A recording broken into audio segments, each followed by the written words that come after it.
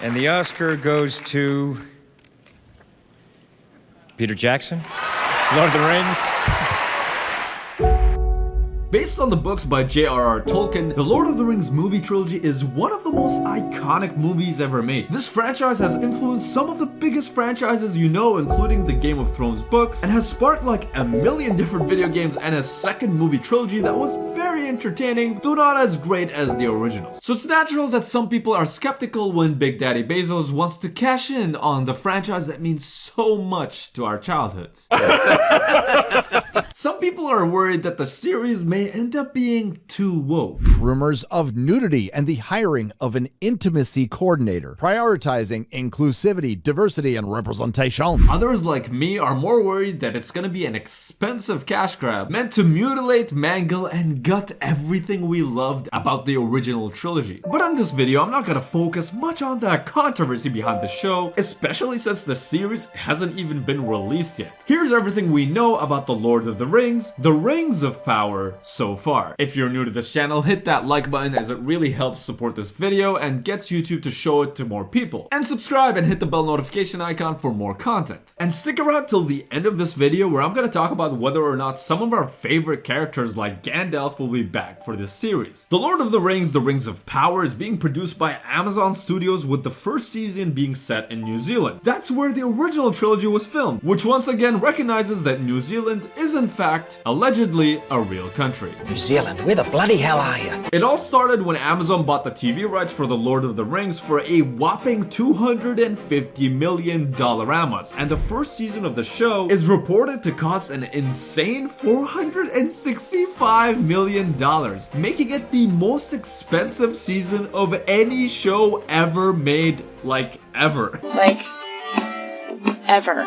Keep in mind, the most expensive movie ever made is Pirates of the Caribbean on Stranger Tides for $379 million, followed by Avengers Age of Ultron for a tiny $365 million. The reason behind all these dollars is because Jeff Bezos has personally mandated Amazon to launch a big fantasy series with the scope of Game of Thrones, with a potential for a spin-off show depending on the series' success. So Big Daddy Bezos wants this to be a huge success, which means lots and lots of money. Hello, I like money. Although Amazon has learned that throwing money at video games doesn't make a game successful. Now, unlike a lot of other games, you cannot actually swim in the water in New World. They do have a ton of experience making successful shows, including Fleabag, Marvelous Miss Maisel, The Man in the High Castle, and of course, The Boys. I am gonna talk about why I think the insane amount of money that's being invested in this show could actually be a problem, but first, I'm gonna talk about who's working on it. Amazon is definitely bringing in a lot of talent behind the show, with Juan Antonio Bayona, apologies if I'm pronouncing this wrong, will be directing the first 2 episodes of the season, who is mostly known for directing Jurassic World Fallen Kingdom. This is a really good thing because the first 2 episodes of a show are vital to get the audience hooked. So this could mean that, similar to Game of Thrones, they're starting things with a bang as opposed to having kind of a slow start. So it is possible that the reason why they needed a director with experience filming blockbuster movies is because the first 2 episodes will feel more like a fast-paced movie as opposed to having more of a slower pace. In terms of the showrunners, the show's development is being spearheaded by writers John D. Payne and Patrick McKay.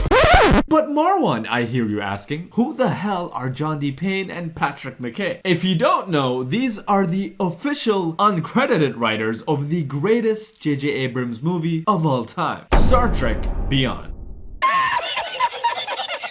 To be fair, both writers haven't worked on anything that you and I know about, so whether or not they're great or suck rotten donkey balls, we'll just have to wait and see when the show's out. If you're wondering why Amazon even picked them in the first place, keep in mind that they did talk to a lot of different writers and chose Payne and McKay because they loved their particular take on the project. And Payne and McKay were also recommended by Abrams, who was one of a number of other high-profile filmmakers and producers who recommended the duo for the series. The show is currently currently set to release on September 2nd, 2022, and a second season of the project has already been greenlit. Now, I don't think that means that Jeff Bezos has built a time machine that can just foresee the future yet.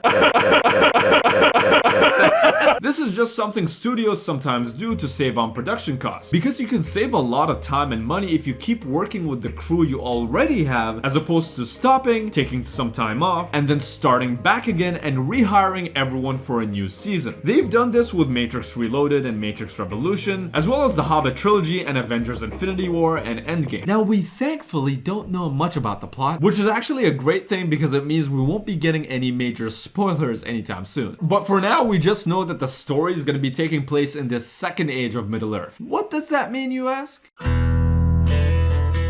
It means it'll be taking place thousands of years before the events of The Hobbit and The Lord of the Rings. So they have some wiggle room to kinda do their own thing, introduce new characters, and have a lot of freedom to almost do whatever they like with the storyline. Payne and McKay have said that before there was one ring, there were many, and we're excited to share the epic story of them all. The second age of Middle-earth covers a period of over 3,000 years, and is also when massive events occurred like the forging of the Rings of Power, hence the name being the Rings of Power. And this time period also includes the rise of the Dark Lord Sauron. There used to be rumors that the show will star a younger version of Aragorn, though that won't be happening since the show is set way before he was even born. Now, will there be any familiar characters that are returning for this series? Since the show takes place before most of the characters in The Hobbit and the Lord of the Rings trilogy were even born, it's unlikely that you'll see characters like Aragorn, Frodo, or Orlando Bloom's gorgeous, luscious hair for this series.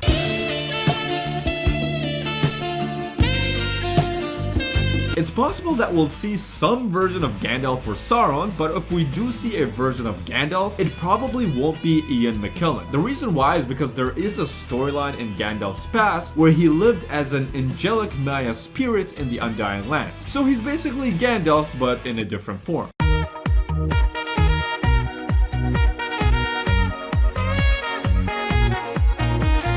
But I can't say I'm a lore professor of The Lord of the Rings. So it's not super clear to me if it actually makes any sense for Gandalf to actually return. And I'll doubt they'll put anything in the series that'll make the original trilogy not make any sense. Somehow Palpatine returned.